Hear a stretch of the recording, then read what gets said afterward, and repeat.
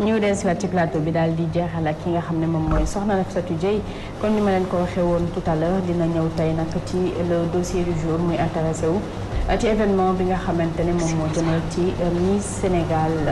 voilà comme ni ñu ko tàmm di gisee. mu mel ni dafa bëri ay changement bëri itam yoo xamante ne nit yi comprendre donc comme ñu fas yéene yaatal. Voilà Seynabou, comme ni ma ko annoncé ce matin on parlera de l'évolution de l'élection Miss Sénégal de 1960 à nos jours alors li nga xamante ne nag moom moo stimulé lii ni mel wala li nga xamante ne moom la ñuy waxtaanee bokk na ci sénégalais yi ni ñu ñàkkee enthousiaste par rapport ak édition bu ren bi même édition yi nga xamante ni ñoom ñoo précédé sax pour la plupart du temps bari na ci askan wi ñuy xamle ne ñoom la ñu doon xaar ci Miss ak Miss yi nga xamante ni moom lañ mujjee gis ni ñu mel bokkul dinañ waxtaan itam ci lan moo waral sponsor yi nga xamante ni ñoom ñoo leen daan accompagner bu njëkk ak yi nga xamante ni ñoom ñoo fi ne bokkatul waxtaan itam ci critères yi nga xamante ni en global ñoom lañ daan tànnee Miss yaak yu léegi ci noonu comme ni ma ko waxee itam ce matin dañ fi dalal Pape Faye moom ñu nemmee ko bu baax a baax ci yëfi Miss Sénégal wala élection Miss Sénégal yi nga xamante ni ñoom ñoo fi jotam dama koy bàyyi mu nuyoo ak ñu ñuy seetaan balaa ñuy ñëw ci éphéméride yi napp. asalaamaaleykum. waaleykum salaam. déjà yéen ñi nga xam ne yéen a seq plateau bi maa ngi nuyu yéen ñëpp ku ci nekk ci turam ak ci santam. di nuyu waa Sénégal ñi ñuy seetaan di ñaanal ñëpp daal. j'ai pas besoin de m'étendre là-dessus. comme la ñuy jàkkaarloog téléspectateurs yi. war a répondre questions yi nga xamante ni dama koy posé. ma wax ci li ma xam. Et après maintenant chacun appréciera de sa par sa façon la manière la plus personnelle possible. D'accord. Voilà, Seynabou, loolu ce sera tout à l'heure. On démarre avec les éphémérides. Aujourd'hui, on est le mercredi 9 novembre 2016. 9 novembre nag fee yi nga xamante ni ñoom ñoo ci am yi gënoon marquant moom lañ leen di dégtal bokk na ci le 9 novembre 1989 ca la ñu daanele woon muru Berlin. Je pense que le mur de Berlin nous a accompagné encore une fois suñu cycle secondaire ak suñu cycle secondaire sax laay wax. mur bi le 9 novembre lañ ko daal di woon daaneel c'était la chute du mur de Berlin mu bari lool nag lu muy génn examen c'était quand la date de la chute du mur de Berlin c'était un 9 novembre 1989 leneen lu nga xamante ni itam xewoon na le 9 novembre 1970 mu di la mort de Charles de Gaulle. Charles de Gaulle nag c'était un 9 novembre ca la daal di woon noppalu xam nga Charles de Gaulle. kon bëgguma xale boo xam ne li ñuy wax ci suuf da koy yéegal ci. voilà Charles de Gaulle nag moom moo waxoon phrase boobu rek ils veulent l'indépendance ñu naan oui. alors prenez li nga doon wax yëpp de waxoo ko ci kaw. nga ne maamu Ibou nu mu tudd. ah maamu Ibou nu mu tudd. Homo sapiens. maamu Ibou nu mu tudd laa. maamu Ibou. Homo sapiens la woon. Massamba naka. homme de Néandertal. Ibou. Mademba. maamam ci la bokkoon mais sama maam nga woon yor ca géej ga di feexlu sama maam moo demoon. voilà c'est bu ñu terminé ko ak justement fait beneen fait bi gën a marquant le 9 novembre itam bokkoon na ci 14 heures yi nga xamante ni waa New York passé ci benn court-circuit bu nga xamante ni amoon na ci seen benn ordinateur ci seen centrale électrique ba nekk foofu ñu plongé 14 heures dans le noir mu nekk fait bu marquant ndax ñoom 10 minutes sax duñu koy couper courant alors 14 heures yi dafa rëy ci ñoom ba ñu inscrire ko dans le carnet des faits marquants ci seen dëkk loolu nag nekk un événement mondial ba chaque le 9 novembre du mois dañuy daal di commémorer loolu nga xamante ni dundoon nañ ko 9 novembre 1965 Seynabou voilà loolu moo nekkoon say éphéméride du jour tonton Pape ñu lancé wu ci li nga xamante ni moom la ñuy waxtaanee tey bokk na ci Miss Sénégal ni nga xamante ni noonu lañ nemmeekoo ni na mu meloon bu njëkk melatu ko ren ci loolu def nañ ci benn taxaw seetlu dañuy dem seetaanandoo ko ñëwaat ci plateau bi. 1960 Fatou Ba 1986 Maria Dieye 1987 Fabienne Fello ñu ci bari jàpp nañ ne ca yooyu la jamono la ñu gëj a am Miss Sénégal nag nekk concours de beauté bu nga xamante ni Ambroise Gomis bokk na ci ñi ko njëkk initié mu daan am fii ci réew mi depuis 1960 loolee nag da daan regroupé xale yu nga xamante ni ñoom ñoo dàq ci réew mi waaye itam da daan regroupé xale yi nga xamante ni amoon nañ dara ci seen bopp ñu ci bari nag guddi yi ñu toll jàpp ni loole nga xamante ni moo nekkoon critère u Miss Sénégal nekkatul benn yoon critère u Miss yi nga xamante ni moom la ñuy gis jamono ji ñu toll mu mel ni mit ba nga xamante ni moom moo amoon ci élection boobule dafa daal dee tombé ndax fan yi ñu génn organisation élection Miss Sénégal bi nga xamante ni moom moo mujj bari woon ay coow yu nga xamante ni daf cee tukkee woon bokk na ci candidature ren bi nga xamante ni moom mu ngi wuyoo ci turu Ndeye Astou Sall moom nag ay naataangoom dañoo génnoon montrer seen frustration par rapport ak ni nga xamante ni noonu la ko jury bi favoriser mu mel ni Miss yi mësula am coow te jamono yi ñu tollu tàmbali naa am ay coow doon Fabienne Felio doon Maria Dieye waaye itam ak Fatou Ba dañu nekkoon ay ambassadeur waaye itam lu ne am nañ ko ci li nga xamante ni moom moo di Miss Sénégal askan wi sax jàpp ni ñoom classe ba ñu doon dégager ak classe bi xale yi nga xamante ni ñoom ñoo mujjee doon ay Miss di dégager dafa daal di wute ndax Miss yu mujj yi bari na lool luñ leen di citer ci scandale waaye itam ñu ci bari boo waxtaaneek ñoom la nekk ci seen bopp sur le plan intellectuel dafa sax bariwul loolee sax tax ba sponsor ya nga xamante ni ñoom ñoo daan gunge yooyu le Miss bu njëkk gunge tuñu leen ndax Miss yu léegi pour ñu am sax billet dem voyager ji comme na ko seen ay naataangoo daan amee maintenant c'est tout un problème laaj bi nga xamante ni moom moo ci njëkk a samp mooy est-ce que organisation Miss Sénégal boobule jotul ñu xoolaat critères yi nga xamante ni moom lañ koy amalee waaye beneen laaj bi nga xamante ni moom moo samp itam mooy à ce rythme est-ce que jaratina sax ñuy organiser li nga xamante ni moom moo di élection Miss Sénégal ndaxte ñu ci bari jàpp nañ ni Miss yi nga xamante ni moom la ñu mujjee gis doon nañu lépp ba mu des les plus belles femmes du Sénégal. Voilà Pape ñoo ko dégloondoo lii nag nekk taxaw seetlu bi nga xamante ni def nañu ko yëkkati wala yéeg dans les décibels de 1960 vraiment à nos jours ki nga xamante ni nag moom moo njëkk a nekk Miss ci réew mi moom moo di Fatou Ba Sidi boo ñu mënee indil image u Fatou Ba en alterne moom moo njëkk a nekk Miss Sénégal keneen ka ca toppoon gis nañ ko léegi c'était la dame Dieye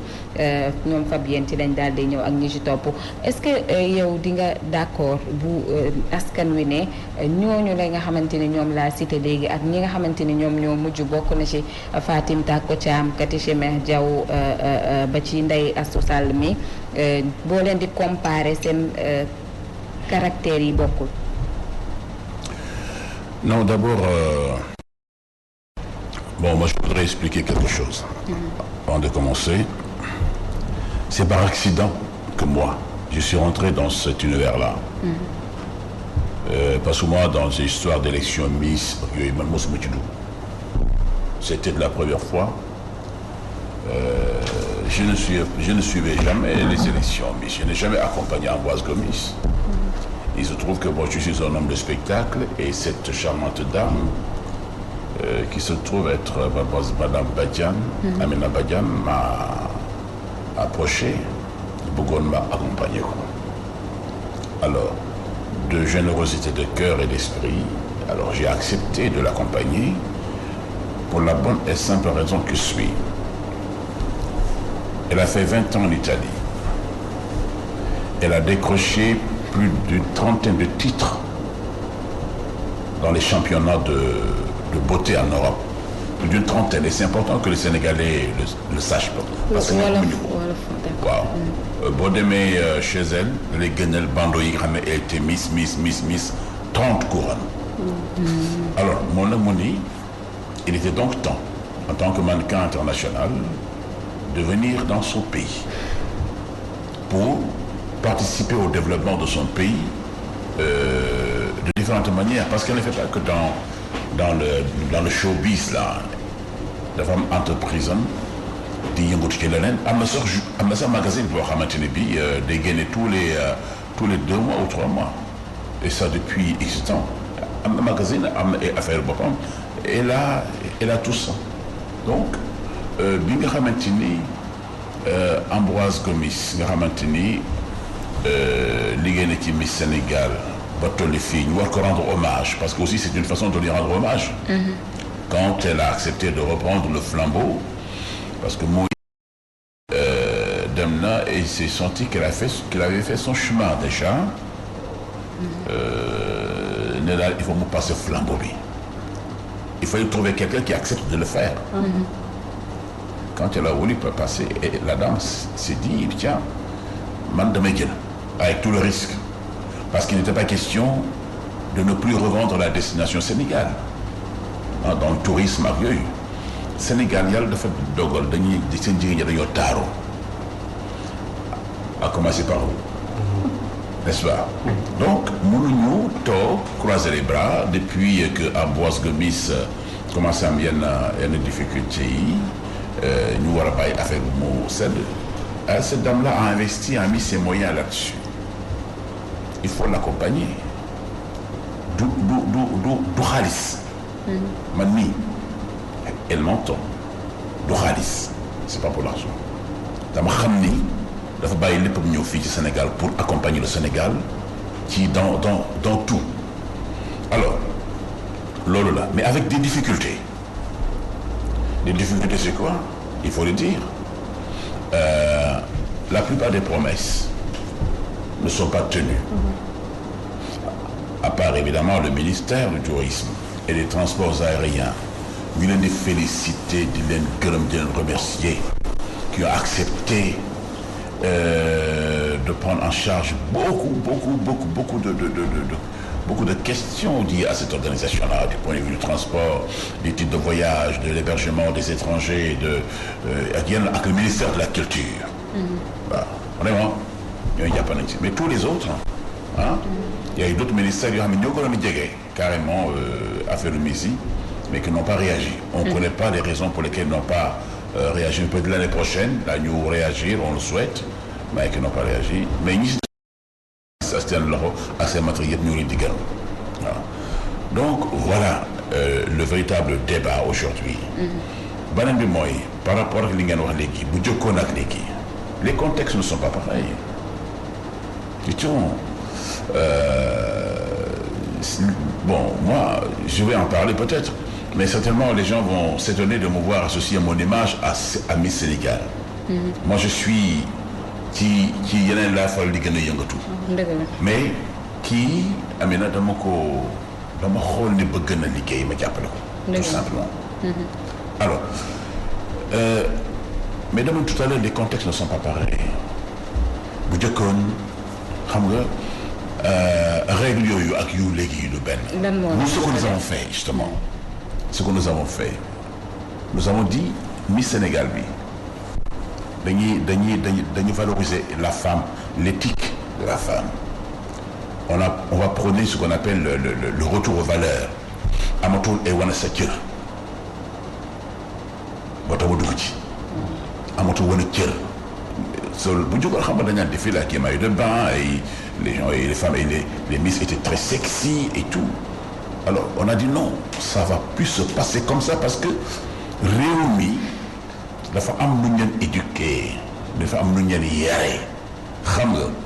loolu nous ne sommes pas des Européens nous ne sommes pas comme les Européens nga xam ne se défilent nus semi-nus non donc loolu la moo tax mënul nekk benn mënul nekk benn alors le jury quand on a convoqué le jury on a dit au jury écoutez voilà les critères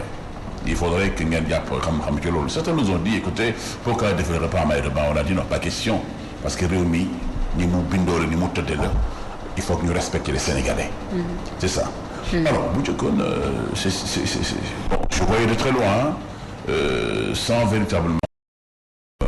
parce que moi pour dire la vérité je m'étais pas intéressé franchement à l'époque alors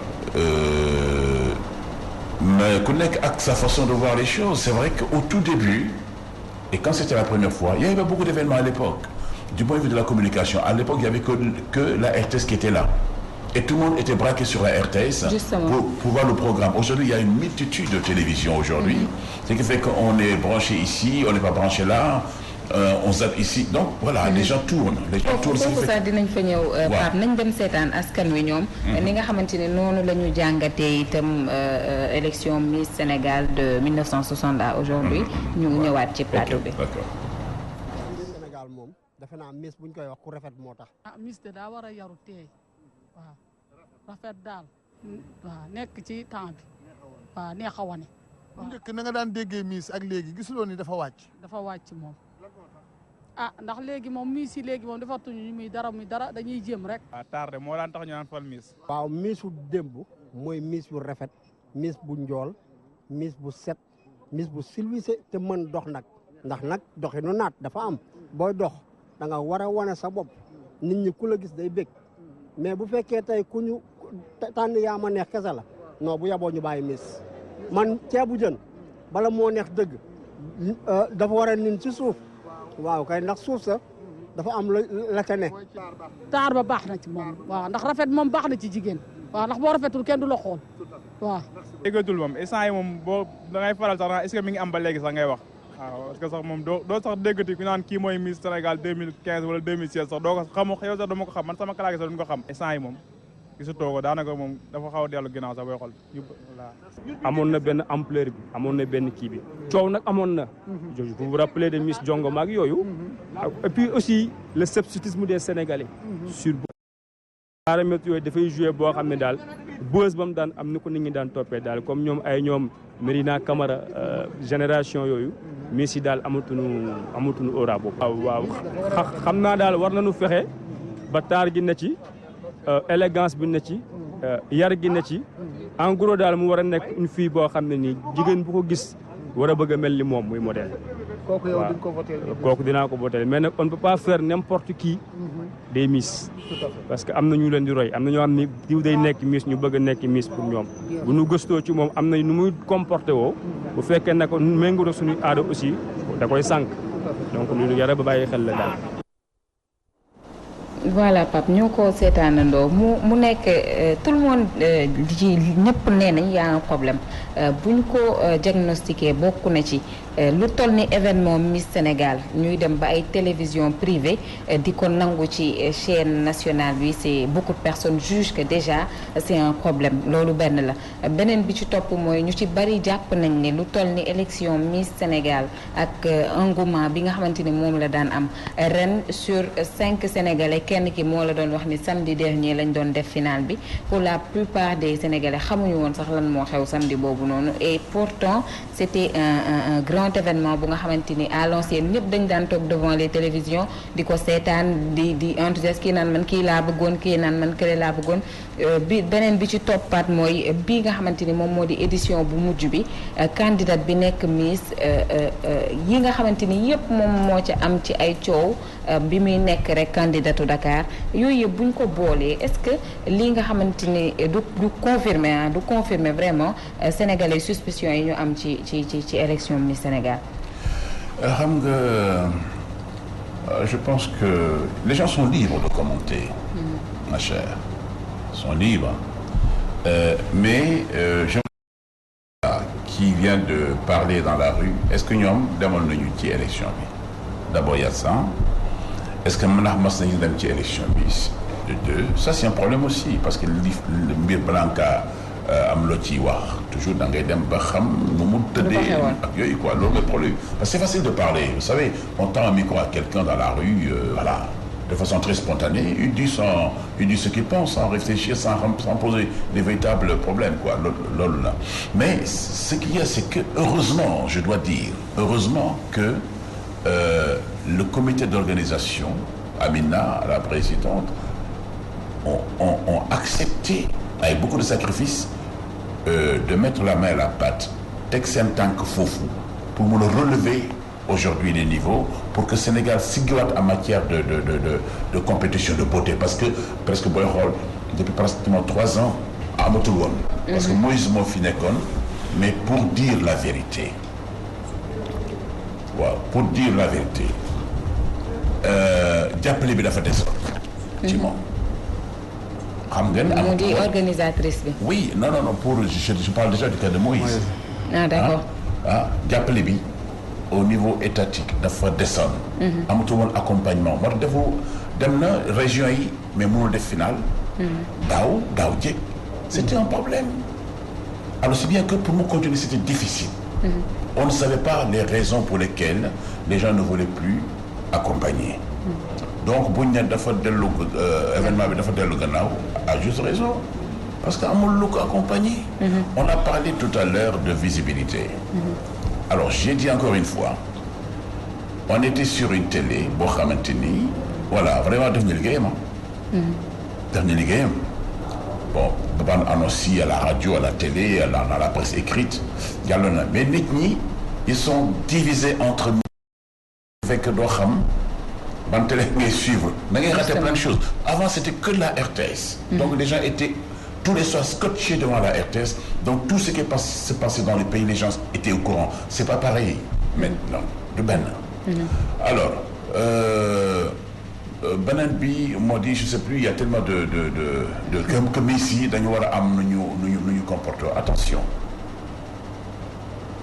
bu njëkkoon nu ma daan amee culture générale noonu la ñu amee culture générale aujourd'hui xam nga bon Miss yi mel nañu ni ñu war a def ñun amul parti pris. parce que si di doon indil photo ki nga xamante ni moom mooy candidatu année bi Ndeye Astou Sall en alternance. waaw na ko indi on va voir mais je voulais dire que critère de beauté dafa bari ñu lancé ñu benn concept boo xamante ni bii dañ ne Miss yi dootuñu nekk tout simplement ay Miss comme ça wane wu taar wu non da ngay am xam-xam da ngay am jàng. itam Miss bi dafa war a am éthique dafa war a am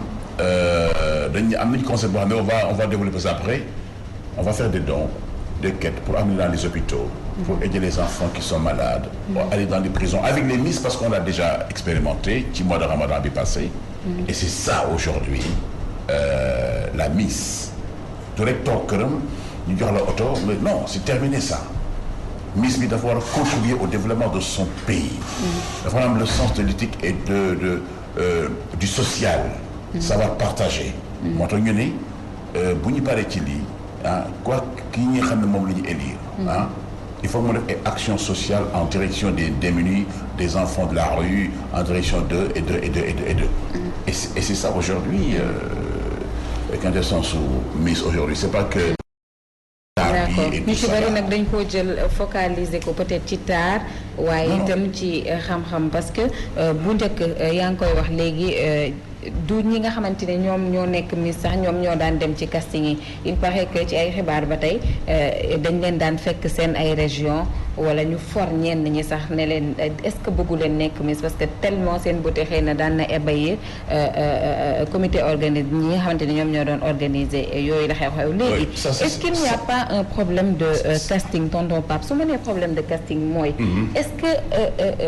du xale yi léegi dañuy dem postuler Miss Sénégal parce que jàpp nañ ni mën na leen ubbil ay buntu jàpp nañ ni mën nañ cee feeñ parce que bari na ay xale yu nga xamante ni boo duggee ci dëkk bi bëgguñu lu dul ñu dégg seen tur fu ne jàpp nañ ni critère feeñ à tout moyen moo leen di jaral dem postuler est-ce que jotul ngeen xoolaat vraiment parce que candidate bi nga xamante ni moom moo ci mujj Ndeye Astou Sall que je trouve très belle man personnellement bi ñu ko defee Miss Sénégal ci réseaux sociaux yi sëy na bu guddi googu ça a alimenté beaucoup de débats ndax d'aucuns disaient que gisuñu ci rafet gisuñu ci xam-xam c'est du samay kàddu je peux prendre xëy na ñi nga xamante ni ñoom ñoo nekk ci réseaux sociaux yi en témoin bokk na ci nabu mi toog maintenant est-ce que jotul ñu xoolaat critères yi nga xamante ni moom la ñuy teg pour ñi nga xamante ni ñoom ñoo bëgg a postuler nekk Miss Sénégal bokk na ci sax seen niveau d'étude parce que kii nii bëri woon na ay naataangoom yu génn ba muy représenter Dakar ñenn day xeesal ñi ci des ne juddul 96 92 la juddu ñeneen ñi dem ba naan yow bokk nga ci ñi nga xamante ni da nga koo favoriser yóbbu ko au sommet ay naataangoom ñoo génnoon di wax loolu xam nga loolu mooy à mon avis ñàkk xam-xam. On ne peut pas favoriser. Moi, je suis pas jury. Moi, je suis seulement un présentateur. Vous voyez un peu. Il y a les membres du jury. ñoom ñooy noté ñoo xam yan critères la ñuy noté mais cependant le jury day wekku ci on les a déjà établis amul benn compétition de beauté au niveau mondial ah boo xam ne dañ koy taxaw te dem ay critères on respecte les critères boo ko respecté wul tu ne passes pas oui ça s'est passé à Thiès vous êtes au courant. Il y a eu une charmante demoiselle malheureusement c'est après qu'on a su qu'elle était mariée.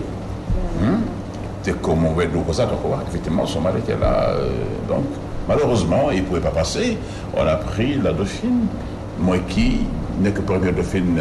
Miss élection Miss nationale bi passé la Thiessoise la Diabo voilà donc critères yi ñi ngi fii du point de vue de l'âge du point de vue de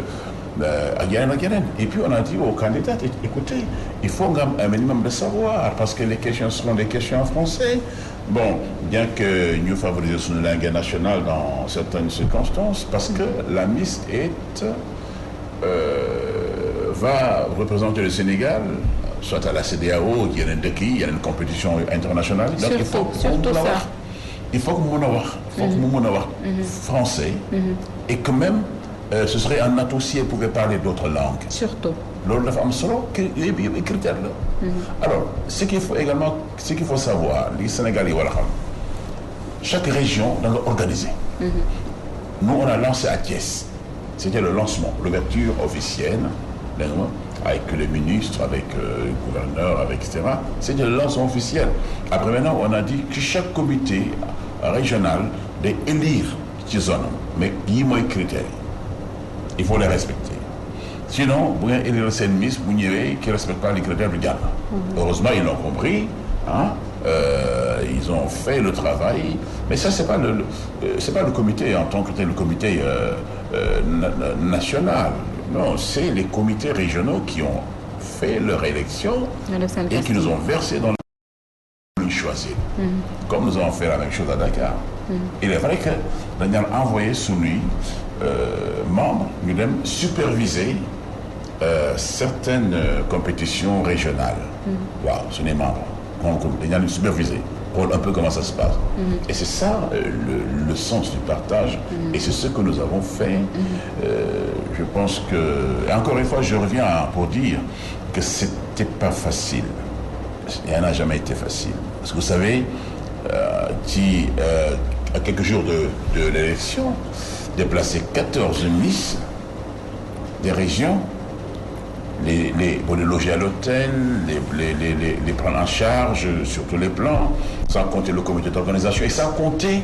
le comité France parce qu'on a eu le comité France la présidente du comité Miss France Miss Prestige qui était là avec Miss France avec Miss comment dirais-je Côte d'Ivoire avec Miss France Sénégal Diaspora sans compter le ballet on a eu beaucoup on a eu un plateau de qualité et que même le jury était un jury international et c'est important de le savoir le jury est international nous avons dans le jury des Sénégalais nous avons une Indonésienne nous avons une Française deux Françaises nous avons l'Ivoirienne exactement qui est de la Miss Côte d'Ivoire nous avons eu comment dirais-je l'époux de l'ambassadeur des Pays-Bas vous voyez pour ñu bañ a focaliser wu affaire boo xamante ne bi dañ naan bon voilà c'est sénégalais parce que il faut que ñoom ñëpp ku nekk joxe ses critères d'appréciation. D'accord mais tonton Pape ni ñu jàppee actuellement ni Miss élection Miss Sénégal sax laay wax dafa nekk di def une descente aux enfers est-ce que à ce rythme dans 5 ans ou 10 ans dinañ amati Miss. Voilà, c'est une question très importante. Si l'accompagnement institutionnel reste toujours est toujours là parce que bu ñu amul accompagnement bi du dem parce que on s'était même dit est-ce que sans l'appui institutionnel, est-ce que daañu mën a organiser la finale? Heureusement que le ministère du Tourisme est là, hein, le ministère de la Culture est là. Il y a eu quelques bonnes volontés qui ont appuyé, qui ont encouragé. Voilà. Loolu la ñu soxla. Donc, c'est important que l'État sache, et je pense que l'État le sait, que li ñuy def nii rek pour dundal tourisme bi la. Surtout loolu la. du xaalis boo xamante ne bi xale yi seen bopp dañ koy am bu njëkkoon mis dañ daan gagné ay oto. Justement. Mais bii bon y a de l'argent, c'est vrai, mais on n'a pas mis de voiture. Parce qu'on attendait ay partenaires yu nous proposer ay véhicules. On a eu des promesses. Malheureusement, c'est des promesses non tenues. Mais jàppuñu leen ko. mais bu ñu gisee édition bi daañu xam ne ñi kat wax dëgg yàlla def nañ ci li ñu mën. Justement. Et que la prochaine fois daañu ci mën a jàpp. incha allah c'est nabu temps bi loolu nga may defee nii mën nañu xam itam est-ce que miss yi nga xamante ni ñoom ñoo fi nekkoon dinañuy faral di bokk ci jury bi wala di accompagner xëy na miss yi nga xamante ni ñoom ñoo fi nekk parce que pour la plupart du temps jury bi nga xamante mooy tabb yi xeetu miss duñ ci nemmeeku benn miss bu nga xamante ne xëy na à l'image de Fatou Ba, de Fabienne et tant d'autres. Oui, non, les miss, les anciennes, non. Mais nous avons eu l'ancienne Miss France qui était là, mais au Sénégal, non. Cependant, nous avons eu des mannequins de renom. Khadija Sy était la présidente du jury de l'élection régionale Miss Thiès. Khadija Sy. D'accord. Elle a également siégé, je crois, à Dakar. Il y a eu Tchané Jourgi, quand on a fait l'élection Miss Dakar. Elle était là. Elle était présidente du jury. Bon, ainsi de suite. On est allé voir des anciennes Miss, sans citer de nom. Je ne voudrais pas en citer. À qui nous avons proposé de venir participer, appuyer, conseiller. Mais ils n'en avaient pas le temps. Voilà. Peut-être que ça les intéressait plus, on ne sait pas. En tout cas, on a fait la démarche. On est allé voir d'autres couturières ou stylistes de renom, associées leen, mais xëy na seen temps moo leen mayul. On a fait toutes ces démarches-là. Voilà. Voilà sama Pape ñuy rafetlu encore une fois ce teewaay ci plateau parce que c'était important kenn ko nga xamante ni peut-être côtoyé na bokk na ci staff d'organisation bi ñëw éclairer la lanterne des Sénégalais concernant naka la ñuy élire Miss fii ci réew mi parce que bii nga xamante ni moom moo ci mujj ak controverse yi ci am yëpp dafa alimenté woon beaucoup de débats yu nga xamante ni certainement ak lii nga xamante ni moom lañ jot a dégg dina leen leeral ci yenn ci ay points boo amee loo ci bëgg a dolli rek lu ko mooy ma bàyyi la nga tàggoog ñi nga xamante ni ñoom ñoo ñuy seetaan. waaw li mu ci bëgg a doy rek mooy. mais baal ma nagu doo may ma kii tuuti parce que donc moom lay ñëw rek parce que dafa am benn li nga xam ne peut-être man enfin sama xel nangu ko ci affaire bi parce que da nga ni bu ñu ñëwee bon donc da nga bañ yow nii waruñu défiler nu ou presque nu parce que bon ak sa ak yow bon ni nga bëgg mënul nekk et pourtant bon man loolu su fekkee ni teg nga ko man j'aurais préféré comme ni wax noonu tey même bu dee ancienne miss yi wala muy suñu styliste yi ñëw sax nekk ci jury bi parce que ñoom ñoo xam réalité africaine ñoo xam réalité sénégalaise bi quoi ça tey bu fekkee da nga bañ loolu ba pare ñoom ñuy défilé ak leneen li nga xam ne bon suñu aada wala suñu cosaan moo ko nangu ñu indi par exemple ay Miss France wala ñu xam tey ji ils sont pas du pays je pense que ni dina am tuuti contradiction foofu et que man li ma bëgg a wax mooy que ni Miss Sénégal chaque fois que même bu njëkk ba daanañu génne Miss Sénégal nga xam ni kii dàqu fi c'est vrai que Miss moom boo ko déggee dañu naan dafa rafet mannequin dañuy wax ni bon peut-être moom dafa war a mettre en valeur par exemple la muy défilé ak yooyu mais Miss en général. Une petite parenthèse, vous savez c'est pas les plus belles filles du Sénégal qui se sont présentées. moom laay wax en général ñi rafet génn ñu fi yu rafet yi dëggantaan boo leen proposé sax ñoo leen ngeen bokk. Miss dañ naan non. soit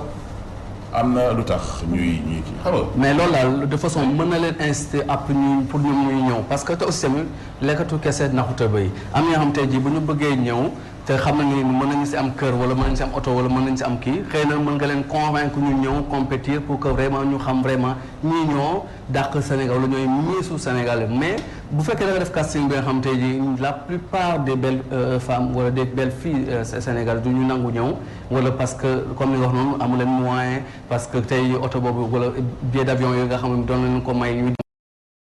découvrir l'Europe wala feneen ak feneen yooyu amatul donc je pense que ni dina gën a. waaw dina gën a non billet d'avion yi am na moom. voilà mais l'essentiel. parce que la Miss va voyager ah. voilà on a signé je voudrais que mu leer ci bopp bi. am na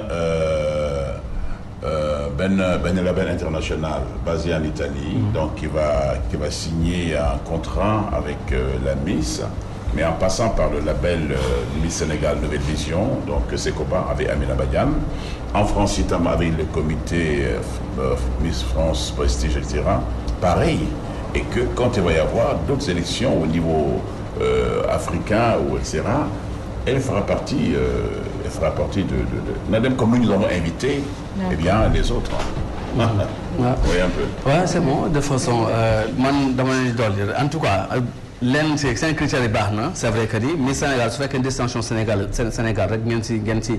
si jublu. je pense que ni mën nañ sax bañ a def si bopp xale yi que dañuy tukki wala ñu war a mën défiler après France wala un peu partout en Afrique pour man war nañu mën a am mieux ñoom bu ñu fase ba génn am lu ñu suturlu wala ñu orienté leen pour ñu am liggéey wala je sais pas du genre parce que dama gis ni c'est vrai que war nañu niveau war nañu dégg français oui mais boo xoolee fii la plupart de nos jeunes filles seen niveau bi du demee noonu wala xëy na zone bu ñuy nekk bu reculer amuñu demuñ et n'ont pas été à l'école pour ñu mën a dégg ak français pour mën a bokk kon ñooñu amatuñu chance pour postuler wu wala pour mën a bokk je pense que côté boobu daal il faut daal ñu xool naka la ñu koy gën a suuxatee pour que ñu am sérieusement nañ ko doon déggee et que moyens yi ngay wax ñu bañ nekk focaliser rek ni Sénégal si benn télévision quoi comme amatul léegi télévision yi dañu bare donc mais ñu xool au moins 4-5 télé yi nga xam ne au moins leer na ni na jàll et surtout Pape les accompagner ñu jeexal temps bi xoj nañu les accompagner quand je parle d'accompagnement mooy jéem a fexe nu nga xamante ni noonu la ñuy gunge Miss bi par exemple ki nga xamante ni moom moo ko mujjee doon di Ndeye Astou certainement elle sera l'ambassadrice du Sénégal par le biais de sa beauté entre guillemets parce que ci loolu lañ ko tabbee maintenant xëy na yokk renforcement en capacité moo xam étude moo xam démarche moo xam pour bu ëllëgee bu demee représenter Sénégal ci yeneen i dëkk bu nga xamante ne yeneen dëkk fay daje ñun ñu mën a siggi ndax bari na ci ay miss yu nga xamante ne dem nañu représenté ñu à l'étranger nit yi dañ ñuy ree parce que dañ naan ndekete sénégalais yi ni ñuy defee yi ndekete yu mel nii moo am seen dëkk kii cos kuñ ne kii moo dàq ca réew ma bu génnee def bêtise dañ naan kon ña ca des moom la yàlla xam doy na c'est très important vous savez excusez-moi bon c'est vrai que nous sommes en train de grignoter sur le temps mais 2 minutes de précision c'est-à-dire même nous sommes allés même jusqu'à dire à celle qui sera élue même si elle est élue de façon unanime mais que sur le plan de la morale ou sur autre plan de l'éthique mu am ay show affaire yoo xamante ni day yàq image au Sénégal justement nous pouvons lui retirer la couronne parce que image du Sénégal ci biti moo rafet moo ñu gën a kenn ku koy jaawal ça nous sommes vraiment absolument rigoureux là-dessus. D'accord. Alors ici en dehors de ça nous avons eu des établissements universitaires qui ont mis à la disposition de la Miss et bourses d'études. D'accord c'est très bien alors ma bàyyi la nga tàggoo tonton Pape ak ñi ñuy seetaan di rafetlu encore une fois c'était sur notre plateau. ok merci bien voilà kon nag mbokk yi ñu ngi leen di gërëm nag di jégalu nag ci wax ji su fekkente am na lu. non. leeral yi am na solo. c'est important te xam ne rek lii ñu dañ koy def tout simplement parce que vraiment dañu bëgg Sénégal neex di jëm. wala adduna bi que Sénégal bi. macha allah jigéen ñu taaroo fa nekk du taaroo rek yem ci waaye dañu am xam-xam fonk seen diine fonk seen wéyjur fonk seen bokk fonk seen aada ak seen cosaan pour Sénégal jëm kanam destination Sénégal ca kanam inchallah voilà c'est loolu moo nekkoon dossier du jour di rafetlu encore une fois ce teewaayu moi je l'appelle tonton pas parce que c'est notre doyen dans le milieu de l'animation et de la communication justement di la jox rendez-vous suba inchallah ci sa actu people national international di kontaan lool ci ni ma partagé sa plateau li ngay bañ a dégg elle aurait dû être Miss. Oui, elle fait partie par exemple des plus belles femmes de Dakar. Mais jéem naa ba sonn nga postulé nga ñëw bokk. fexe na ba am jëkkër rek te nekkul Miss Sénégal te léegi bu ci bokk critères yi voilà mi ngi noonu. Mame Sidi, la vidéo elle est disponible ou pas? Sidi Diop. Pas encore malheureusement dafa am benn vidéo bu ma leen bëggoon